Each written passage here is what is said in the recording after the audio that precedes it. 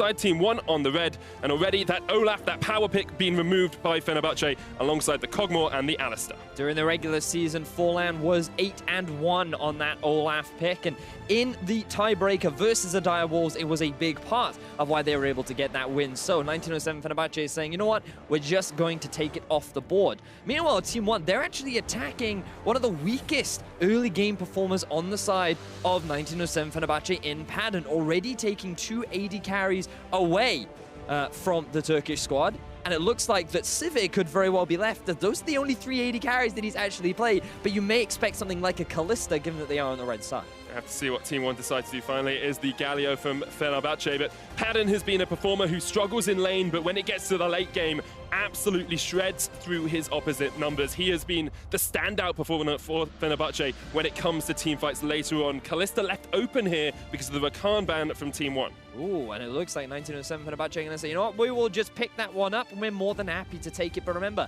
Kalista is very much about dominating the laning phase. She is an early to mid-game style of AD carry. Thanks to her ultimate, she's great at setting up these engages, and you have so many options to kind of force things in the mid-game.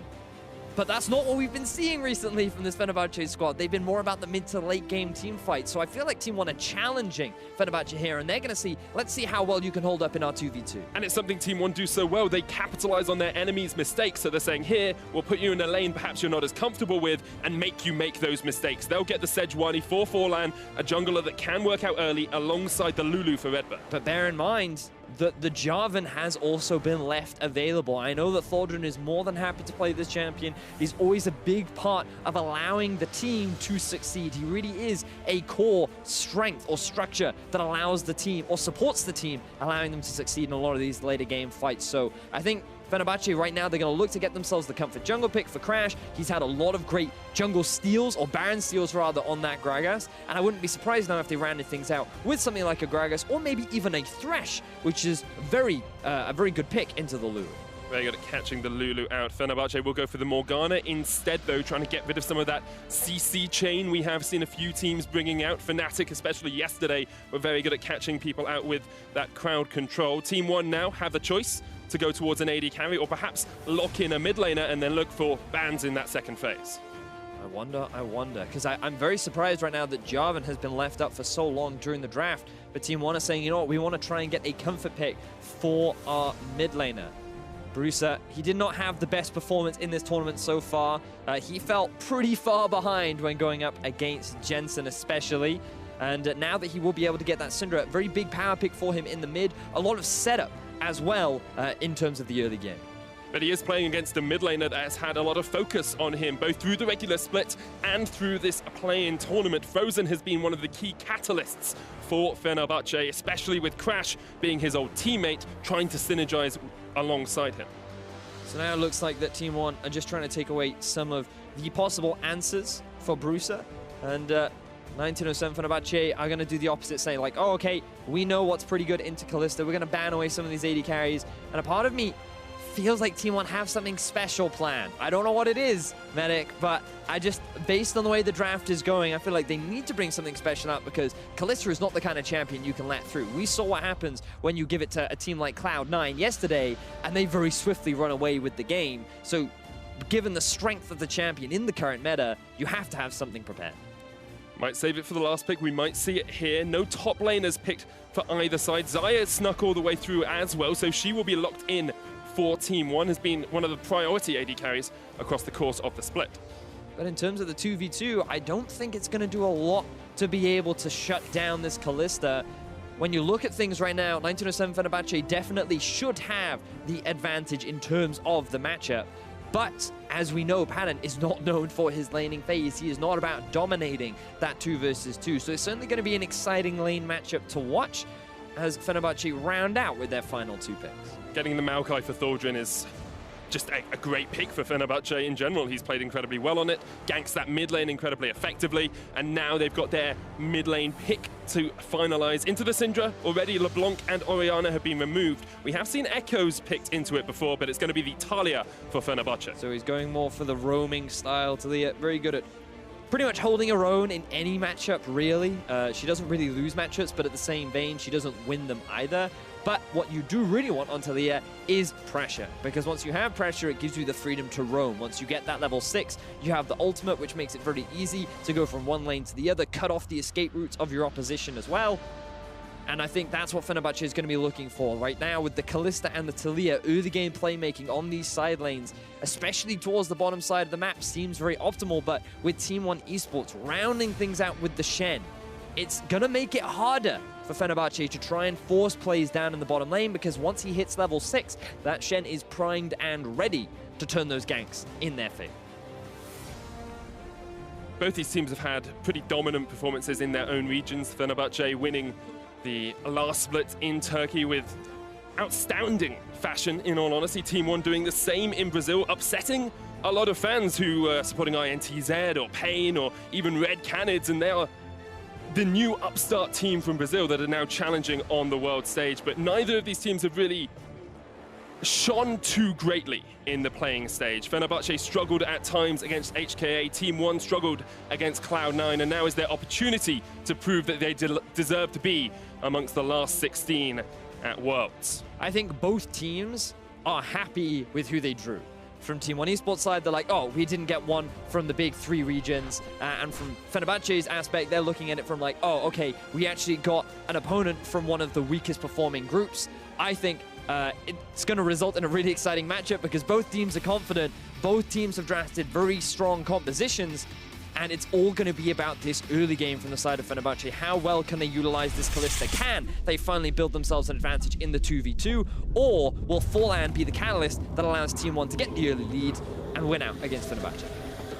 Single best of 5 remains between one of these teams and a spot in the group stage at Worlds. And I'm interested to hear you say that Fenerbahçe are going to look for this early game, because that has not been a characteristic of their play-ins thus far. They've been much more about having a minor deficit coming later on into the game and then being able to out-teamfight their opponents. That's typically what we've seen, especially when you look at the tiebreaker between Fenerbahçe and HKA.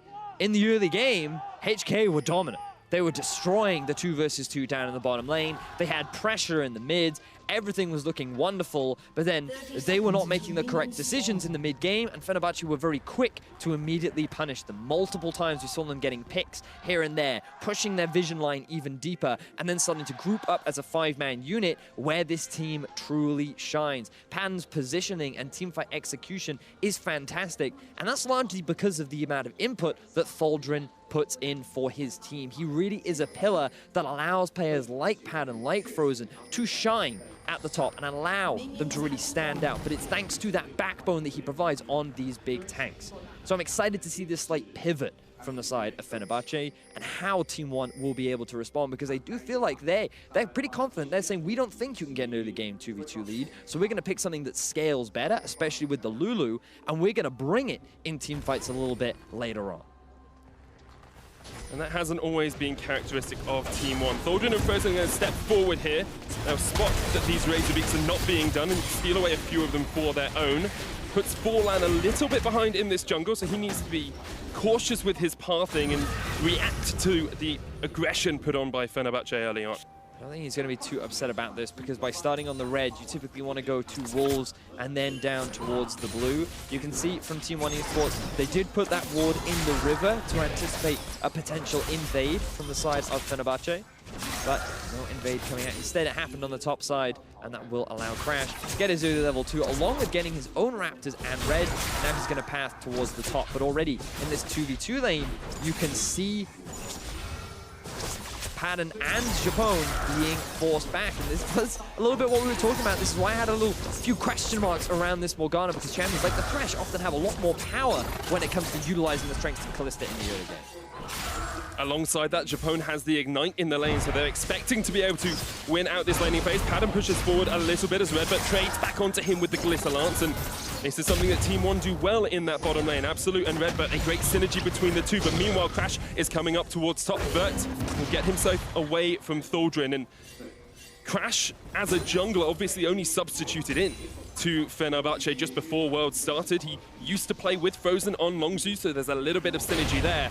But when he plays this Gragas, we tend to see him just slowly farm up and sometimes look towards mid for those early ganks. Yeah, the thing about Crash is, what we heard a lot about from many analysts and experts was that this guy loves to get in your face early. He's all about trying to snowball the lanes. But coming onto a new team in a different environment, you've got to kind of adapt. You've got to shift and pivot your playstyle. And I think that he's done a fine job for now. But while his early gank failed, Forlan's looking to find some success in the top lane. Entry Fragger looking for his first kill as Vert there as well. The flash away, but Thaldrin's going to get stunned, and this will be first blood for Team 1 in the top lane. Forlan with a good movement up to the top side. He had the Raptor stolen away from him, but remember, he went from red into Wolves, into blue, then up to Raptor, which means he was on the top side. Top was already pushing in the favor of Thaldrin, and now Vert is off to a great start. Forlan's staying around here. Vert backs off a little bit. Thaldrin will spot him out. There's the taunt, and once again, Forlan's just looking for the setup. Crashes on the top side. He'll be looking to try and get towards his top laner to save him, but the stun comes out once again. Crash with the belly bop knocks him back. Thaldrin down to half as Vert puts down the Spirit's Refuge. Fenerbahçe able to fight this one out as Crash came to the rescue for his top lane. And meanwhile, in the bottom lane, a root lands onto Absolut, and he has to use the heal and the barrier. The ignite ticking. Padden with the final shot gets the spear in the back, and now RedBert's trying to turn it around. He does get the help picks, and will trade 1-for-1 in the bottom lane. Wow, action happening all across the board, but this time 1907 Fenerbahçe are able to answer the pressure being put out from Team 1. Forlan trying to get those early kills for his team. He knows how important it is for them to have that early advantage, especially against the Kalista, and he's investing it into the split pusher in Vert. This is the first kill that happened down onto Thaldrin.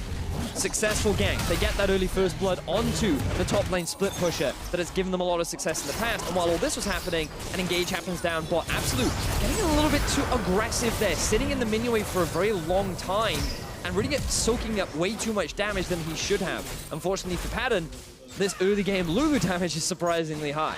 So he ends up giving away his life as well, but the fact that they're able to get a kill just goes to show that Padden, he's not messing around this game. He is very much about trying to answer or try to utilize the early pressure that he has on this Kalista. Having the ignite in lane definitely helped them out, as well as RedBert's heal was not as effective as it could be. We see Padden go back and secure himself a recurve bow. Will definitely help him out in the lane a little bit. Lots of focus towards mid here, though, from Team 1 as they bring RedBert and Forlan across.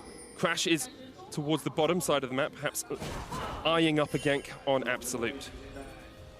We talked a lot about the AD carry and how Padden, during the laning phase, he really is rather weak, minus 21.8 CSD.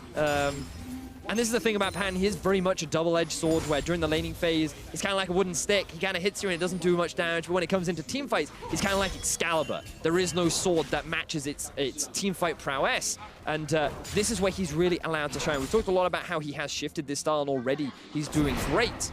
But Padden, he's so far during the laning phase off to a fantastic start. It is a lane we expected them to win as well, so I have to see how they're able to translate that first kill into more in this bottom lane, because that's something Fenerbahçe haven't always been the best at, actually accelerating when they have that early gold lead. And in fact here, Team 1 with that extra kill are still sitting about 400 gold ahead. And while this is a great shift for the side of Fenerbahçe in terms of their playstyle, have a look at Bruiser trying to make a play up towards the top side. A lot of investment from Team 1 eSports to trying to snowball Vert. He is playing Shen. And one of the most successful champions I saw from Team 1 during their regular season, especially during their playoffs, was when Vert got his hands on Shen. This is a team that knows extremely well how to utilize side lane pressure. They know how to play the 1-3-1, the 4-1 style of play, and looks like Fenerbahçe are trying to shut that down. Thaldrin's going to go in, the knockback onto Vert as well. No flash for him and no way of escaping Crash and Thaldrin, who will be able to secure the kill. 2-2. Fenerbahçe and ONE are even in the early game. So many ganks happening onto both these tanks. Not typically where you expect all the early jungle pressure to go, but so far it is keeping the game very even. Identical scorelines for both these top laners, and this could hurt Vert later on, as you will try to set up the 1-4 style of play that ONE are looking to take advantage of. But Fenerbahçe, as we've said, great team fighting team. It's going to be fascinating to see how both these teams force the style that they are so comfortable at using. And alongside that, you have to think of the pressure on the players themselves. Momentum in the best of 5 is incredibly important, Vedius, and being able to get the first win on the board, being able to say, yep, we're able to actually shut this team down when playing a composition we're comfortable with, sets you up for success so well as you come later on into the series. I'm just looking at the state of the map right now, because while Team One do have a slight lead, things like the Infernal Drake are on the board. And right now, neither team putting a huge amount of emphasis on trying to get it super early. You can see a bit of vision coming out from Bruiser in the bottom half of the river. And there are pings now coming down, so we were just talking about low focus, and Fenerbahçe see this as an opportunity to make something happen. Frozen on a ward, does know that Bruiser's around there because of the ward that Bruiser has just stepped across, and Bruiser is actually relatively even in this lane. There hasn't been too much focus from the junglers mid, but Bruiser really struggled playing up against Jensen when they had to play them in groups, and this is a much stronger showing from him early on. It does help when the jungler doesn't come mid like 3 to 4 times in the space of 5 minutes, but that is what comes with playing against a player like Jensen. And Frozen, he's pretty much just been holding his own alongside Bruiser on this Syndra. We haven't seen a huge amount of early game plays being centered around the mids, but I'm sure Bruiser has no issue with that. A lot of vision now being invested from 1907 Fenerbahçe in the bottom side of one's jungle. Team One, they have no idea where he is. It looks like he's trying to steal away this blue buff. Misses the body slam, the knockback will come out. There is the unleashed power straight onto the base of Crash, and he will get removed from the map by Team One. Good utilization of the Shen ultimate there.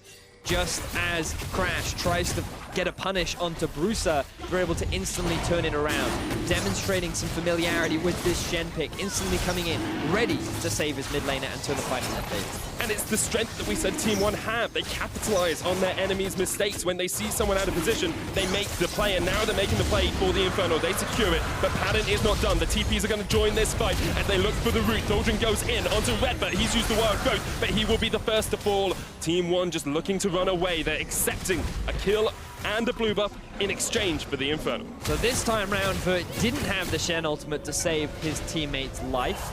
So Thaldrin, he wanted to take advantage of the TP. Now they couldn't get the Infernal Drake, but they are able to get one kill. It did cost them a teleport, but Vert also used his teleport to try and match it.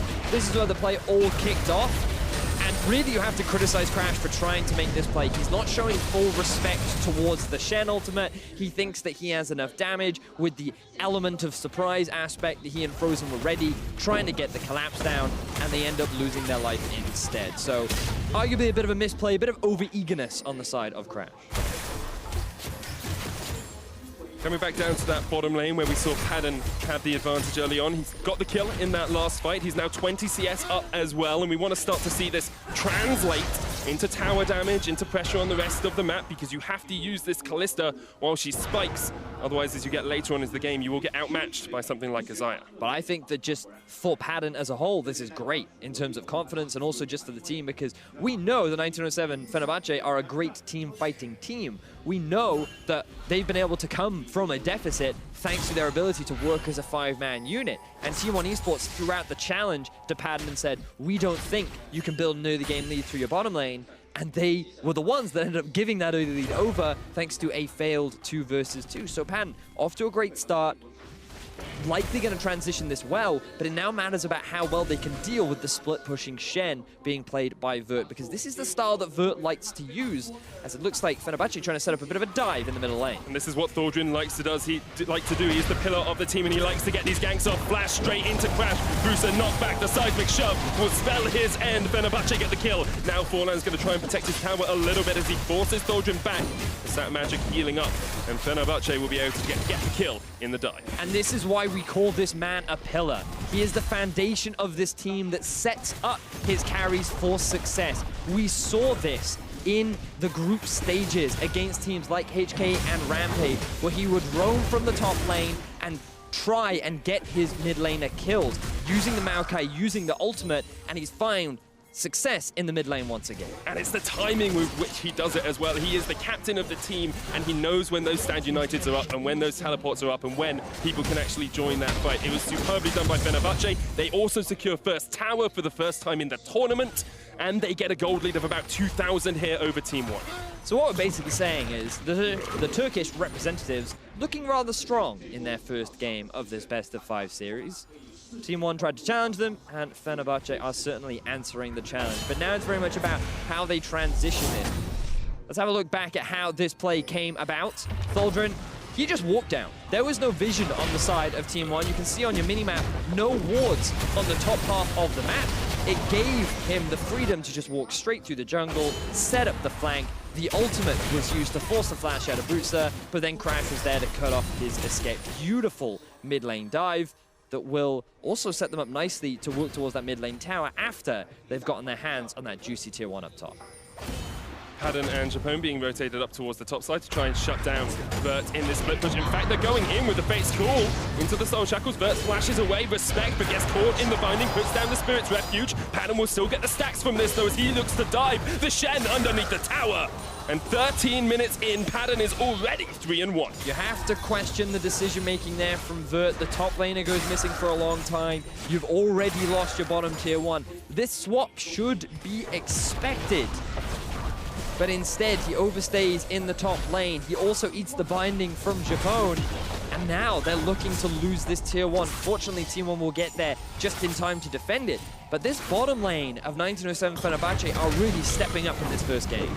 It's exactly what we wanted to see from them, and Frozen is looking up towards the top side for a little bit more. Stand United is available for Vert as he comes up, not even going to channel it yet, as one are going to get dived underneath this tower. There we go. Absolut pops the barrier. Wild Growth used as well. The dive continues. Fenerbahçe trying to get what they can out of this fight. They take the tower first. The stun is going to land onto Absolut. Fall and dead. It's a double for Frozen, and one are just getting scattered to the winds. A great binding from Japone. 3 kills down. RedBert running away, but I'm not sure he's going to escape today as Fenerbahçe collapse from all 4 sides. And they play the early game well. They don't even need to get to the late game. They don't even need to get to team fights because Fenerbahçe are routing Team 1. Beautiful dive once again. Thaldrin looking to round out the fight with another kill onto RedBert. Everything going fantastically for the Turkish representatives. This is fantastic in terms of their early game. We wondered how they would use the early advantages built both up in the bottom lane and in the mid lane thanks to the roams from Thaldrin, and you can see the difference that Padden has made compared to his average throughout the tournament. And when you give an AD carrier that's immense in teamfights that sort of early lead, you can only suspect that he will be devastating as this game goes later on. So, the thing about this play you have to realize is that Fenerbahçe is so much faster on the play. We needed to see that Shen ultimate now. Keep your eyes on the minimap too, where the Syndra is. She is one of the big pieces of damage that is not in this fight yet. So by the time she finally joins, yes, she lands a stun onto the Kalista, but Padden's damage has already been done. Thaldrin, he's dishing out his fair amount of damage as well. And Team 1, they're just too divided, they're too spread out. They're not ready for this kind of collapse. And this was one of the biggest weaknesses we identified about them from their playoff run, was that, yes, they're really good at using side lane pressure. They're really good when the enemy team is split up. But when their opposition just group up as a 5 and come at them, especially only 15 minutes into the game, they kind of crumble. They don't know what to do. They don't know how to react. And 1907 Fenerbahçe are saying, well, okay, we'll just group up as often as possible and we'll force you into this situation and we'll get the win every time. As you say, Vedius, 16 minutes in, they now have a 5,000 gold lead. It's the sort of lead we saw from C9 and from Fnatic and from Team WE in their dominant games. And they don't look like they are stopping at all. They've had so many great rotations. Frozen using that Weaver's Wall incredibly effectively to join fights when he needed to. And once again, he's going towards mid. It's Thaldrin and Frozen. It's the dynamic duo trying to catch out Bruiser. Thaldrin will be able to lock him up with the cat, and he will get the kill. The pillar on which Fenerbahçe stands once again helps Frozen in the mid lane. Setting up for his team for success. Thaldrin finding so many fantastic picks for Fenerbahçe, working with Frozen to shut down an overextended Bruiser once more. I was about to bring up the topic of how do we find ways of Team 1 coming back into this game, and one of them was they need to be the ones to find picks. They need to be the ones to punish the slight overstep from Fenerbahçe, but they can't afford to make those kind of mistakes themselves. They cannot afford to be the ones overstepping. And unfortunately for them, Fenerbahçe is now in an extremely dominant position. They're going to utilize this Rift Herald to better break into the set of tier 2 towers. And now what I want to see from them is the movement of their vision line up towards the top half, or maybe even the bottom half of Team 1 eSports jungle. The world is their oyster at this point of the game. Ornn looking to make that pick you wanted. Vert there as well, but there's not much more damage. Explosive cast comes out. Ornn still trying to sweep away Frozen, but the Sejuani can't freeze the Taliyah in place. Bruiser eventually joins the fight, but won't be able to get any Scatter the Weaks down. And Fenerbahçe are just starting to push forward into the jungle of Team 1.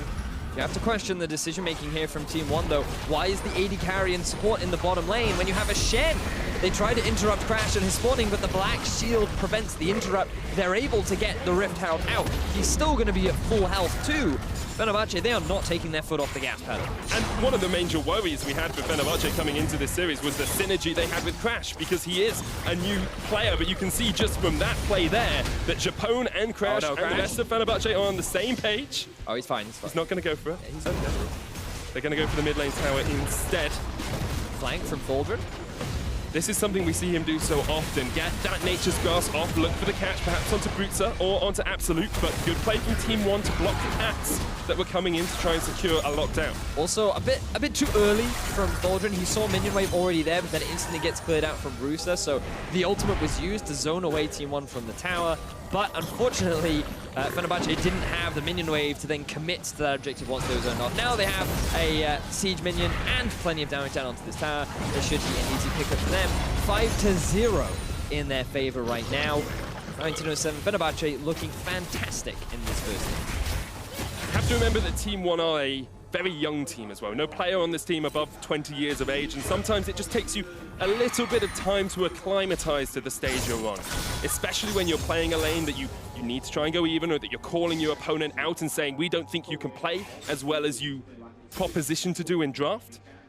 When that goes against you, it can definitely play on your mind. So I want to see just a bit of patience here from Team 1. They do have scaling on their side with the Xayah, with the Lulu. They can play late game. The question is whether they can hold back the hordes of 1907 Fenerbahçe for long enough. Exactly that. And Team 1, you have to remember this is still a best-of-5 series. There's still plenty of opportunities to turn things around later on. But with the game not over just yet, after we did see a 60-minute slugfest between Lion and C9 yesterday, you never know if teams are able to hold the line. It's very much about how Fenerbahçe find ways to break into the base. And now, this is very early into the game, but Fenerbahçe, they're going to start thinking about this Baron objective, not necessarily to take it, but to try and find picks onto their opposition. Push vision deep into the enemy half of the jungle to look for flanks like this one. Thaldrin with the TP. I don't think Absolut has realized this has happened yet. As a shield comes out. RedBert there as well. Forehand looking for the flank. They'll knock Thaldrin back, but already Absolut's taking the chunk. RedBert there as well. Here come the rest of Fenerbahçe. Bruiser off towards the side, trying to knock them back. The seismic shove does not connect, and Fenerbahçe are just going to continue to roll this forward. However, they are flanked. They get some damage onto Vert, who flashes away. The explosive cast helps them secure the kill, and now the Featherstorm has to come out from Absolut. He flashes. Bruiser still off towards the side. Great. Glacial Prism onto Frozen, but he will cleanse that away. He is at 1 with the ice.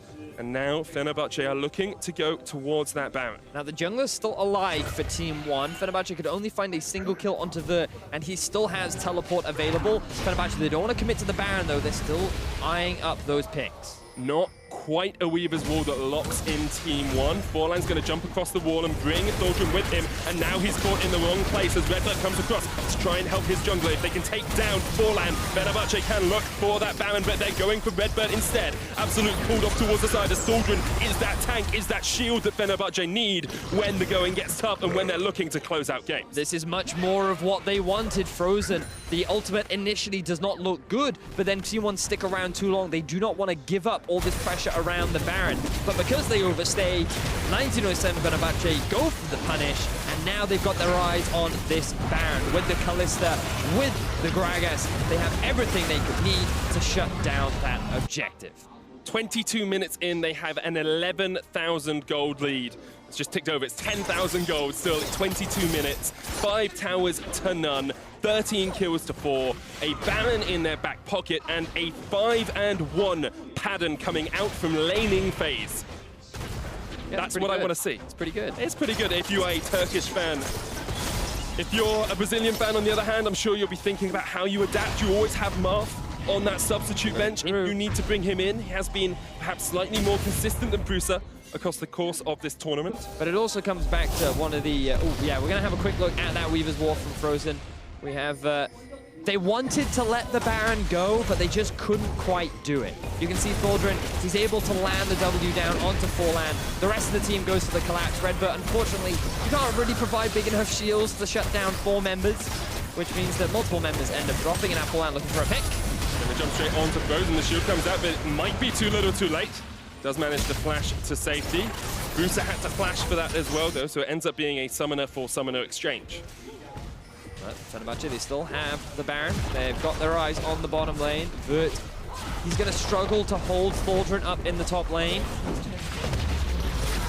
Now they take the objective down, and Fenerbahçe, this is great from them. You know, their individual lane is stepping up, Thaldrin continuing to be that true core of the team, really, once again, setting up a lot of the map for success, either being it in terms of engages or setting up Frozen for success in the middle lane, along with padden just stepping up individually. That 2v2 really holding its own, getting their own advantages.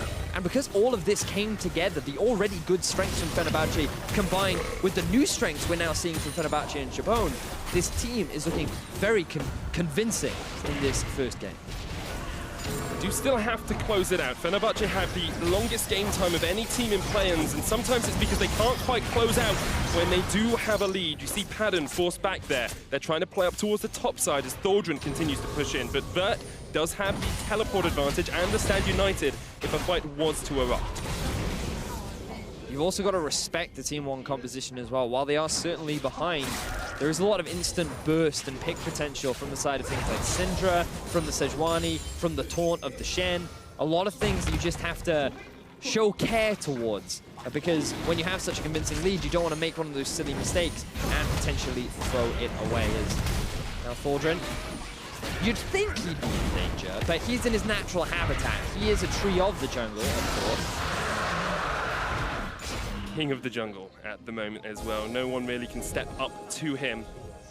Fenerbahçe secure themselves their second Mountain Drake, and with it they've got some pretty strong items as well. Triple item finished on towards padden. You've got triple item as well on your mid laner as he puts down the Weaver's Wall to try and shut Team 1 away, and this is exactly what you want to see when you're trying to take an inhibitor, put the wall down and it opens up so much ground for you. Love the ultimate there from Frozen. Zones the entire lineup of Team 1 away from the objective. That will be the first inhibitor of the game going in favor of Fenerbahçe. They also have the double mountain to add insult to injury. Now they've got their eyes on the rest of the map, but the Baron's going to be wearing off, so likelihood is they will back away. Then they start grouping at mid lane, they send Thaldrin up to the top, and they may even wait for the next Baron, depending on how safe they want to take it. They will have the Weaver's Wall up as well pretty soon. This is League of Legends by numbers for Fenerbahçe. It's much more patient, much more controlled. It's exactly what we wanted to see. They've been able to maintain a gold lead, a sizable one in 11,000 at this 26-minute mark, and it's never really looked like they were going to release their grasp on this game. And it's just unfortunate for Team 1, because when you look at how their early game went as well, you'd think their game plan kind of went the way it wanted. Bruiser holding his own up against Frozen in the mid lane. Vert was getting early advantages against Thaldrin. They sent 2 ganks up into the top half of the map. Forlan was even able to give him first blood. And now you're saying, oh, okay, we have a pretty strong Shen, who once he gets level 6 has the ultimate, and we can look to make a bot play, but Absolut and RedBert, they made that fumble early on. They fell behind and they couldn't really do much as a result. And then Crash just kept ganking the top side, so Vert couldn't really use his pressure anywhere else on the map. And I felt like Team 1 came in with a strategy in mind, but when it came to the execution, they just fell short. So coming into Game 2, I still have high hopes, given that right now, things are looking very bleak for them as Fenerbahçe look to take their second inhibitor of the game. Once again, 1907, Fenerbahçe just closing in on the win. Padden takes a scatter of the week to the base. Here comes the explosive cask as well. The stand united onto Team 1. But Fenerbahçe, 1907, are able to survive for the time being. The inhibitor's still alive here for Team 1. If they can get the engage they want, perhaps they can start to come back into this game. It seems like a monumental task, a mammoth task for them.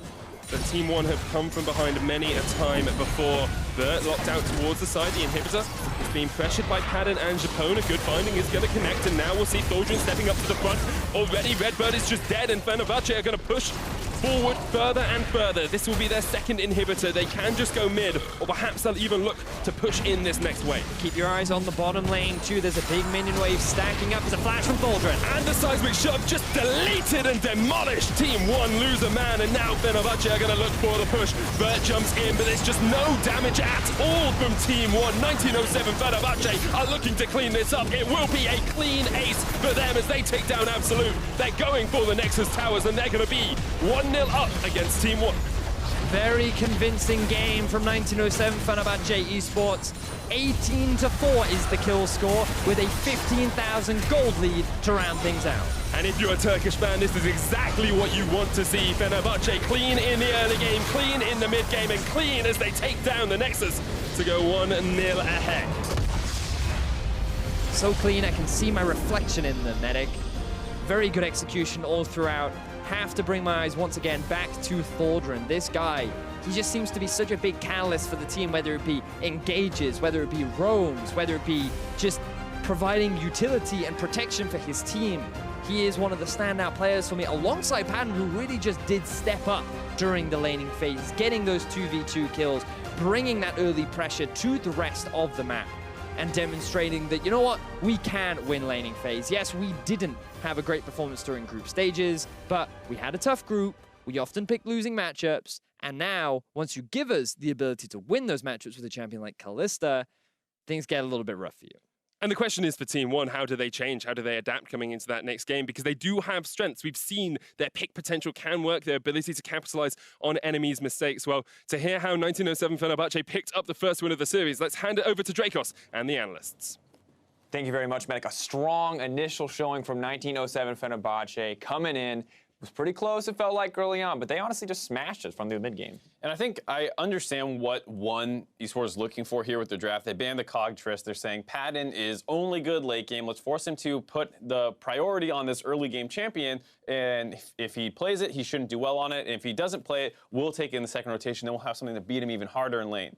Turns out he's good at playing lane as well. When you give him someone like Kalista, 100% pick ban champion for a reason, and unfortunately for Team 1, whilst you can see merit in the idea, the execution is still something that is going to be a far throw away from what they're capable of doing against Kalista. Yeah, so I want to call you guys out a little bit, because we started with, we're going to have a rock in the top lane in Thaldrin, and bot lane is going to be a potential weakness, but when we look at this first role, that's not really what happened, guys. I'm going to need you to run me through this. Explain what went wrong here. Well, first off, this is just a good gank by Forlan, able to get onto Thaldrin. You saw Vert kicking that one off, looking like a basic trade. Thaldrin flashes a little early, mistake there, but it's tough to say exactly how we should play it. He dies, and at the same time, Padden starts taking this all in down the bot side. They're able to convert on this kill from a point-blank binding by Japone. Really good job stepping up and making sure Absolut had nowhere to go. And that's where the Lulu does come into play when you look at the 2v2 fight in particular. It's a good trade from RedBert, good awareness, but ultimately Lulu's getting the kill where Kalista's getting the kill on the flip side. So whilst we saw a lot of resilience from Team 1, still a lot of early aggression, and again, trying to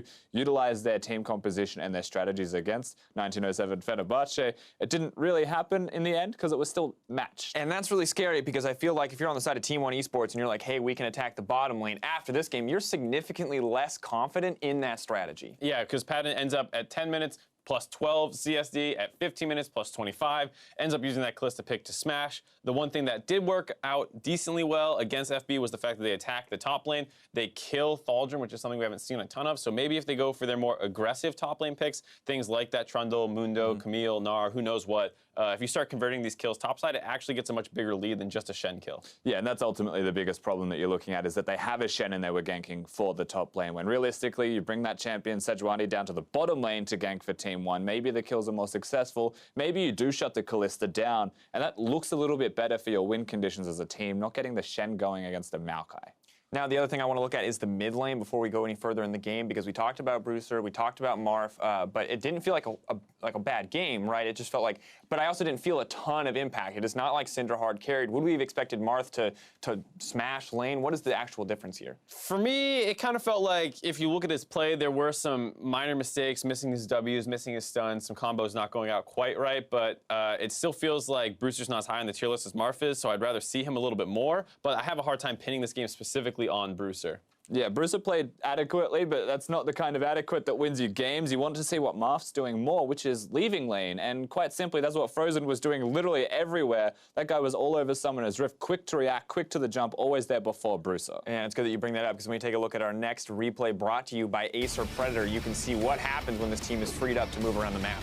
Both teams transitioning up to the top side. Good wall off there by Frozen, pinning them under the turrets at very low. It's going to make this dive easy because you focus down members when they're low, or if you can't get a good target on somebody, just finish that turret off. Yeah, and the fundamentals, knowing the shot calling from the whole team is we want to kill the turret, make sure that it's not doing damage on top of this, and they're still getting the team fight going at the same time. All of the Morgana bindings were connecting. And as far as execution goes, it was still done very cleanly from the side of 1907 Fenerbahçe, but ultimately that's what was necessary. The game could have gone the other way if that dive went poorly, and it was a risky choice, but they made the choice and it worked. Yeah, beautiful goal graph there out of 1907 Fenerbahçe. Able to just grow that lead slowly over time, close the game out very quickly, sub 30 minutes, and a great start to the series for them. Yeah, now the interesting thing is we just have confirmed that Team One have chosen blue. There are going to be no roster changes, so when we're not looking at the mid lane about individual players, that turns us instead to talk about draft, to talk about strategy, and we talked a little bit about playing around the bottom lane as an option, but what is the actual best avenue right now for Team One to come back into the series and take a win?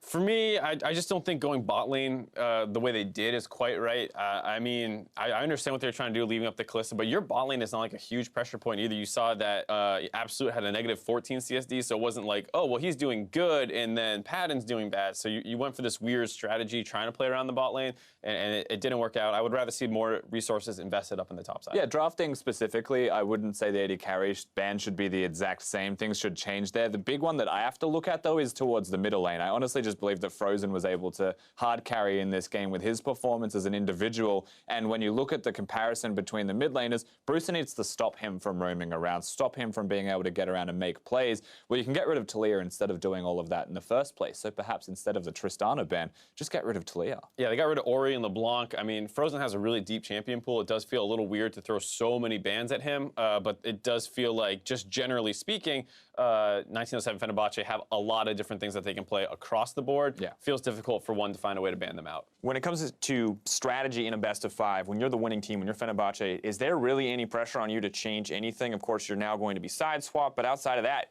are you pretty comfortable just taking a similar strategy and playing this game out the same way you did this one? You can use the same strategy, but the risk is that Team One have worked out that strategy. And so there's always going to be the opportunity to bring out something different, continue to surprise them, and just best them through the entire best of five by showing the depth of your strategies. Yet, if you're comfortable enough, you're good enough with that one move, you don't think Team One can counter it, and you are 1907 Fenerbahçe, maybe just staying consistent is the way you play this out. There's not too many things that I would expect them to change. Mid lane champ pool is the biggest one that I feel like changes game to game for the most part. It's otherwise a, tank in the top lane, tank in the jungle, padden on some kind of late game carry. It does feel like a very consistent game plan for them so far at the play-in stage of Worlds, and I don't think there's a good reason to turn away from it given the fact that he just won. Yeah, how crucial is Frozen in the center of all this, on the Taliyah, on the roaming champions? Because we saw non-roaming champions banned away from Ornn and LeBlanc LeBlanc maybe more so, but Ornn feels very locked into that lane. Do we want to continue seeing him on champions that can roam like the Taliyah? How valuable is that to Fenerbahçe as a team? Yeah, now the reason that I feel like Frozen getting Taliyah is super valuable is because he's a shot caller and a communicator for the team, not just for the whole roster, but for Crash specifically. The fact that you can unlock him, get him to roam around the Rift, feels to me like the optimal strategy for 1907 Fenerbahçe. You can put him on the Orianna, he'll be able to call the team fights and get the shots going around those fights, but if you get him early and then the whole game starts to snowball with early leads, which is in this matchup what I'd imagine you want to do, well then I feel like Taliyah's the most important type of style for him to have for Frozen. I mean, even this game, you saw that Crash came to the mid lane early on. They tried to contest a blue buff. He even died for it, and they still did fine. So it does feel like a bit of a mismatch there in the mid lane, that something can go wrong. You can give Bruiser a kill early on, and it's still something that Frozen can play from a deficit in. Well, we're going to have to see what they want to do. That was only the first game of the series. Meet us back here for Game 2 of 1907 Fenerbahçe versus Team One right after the break.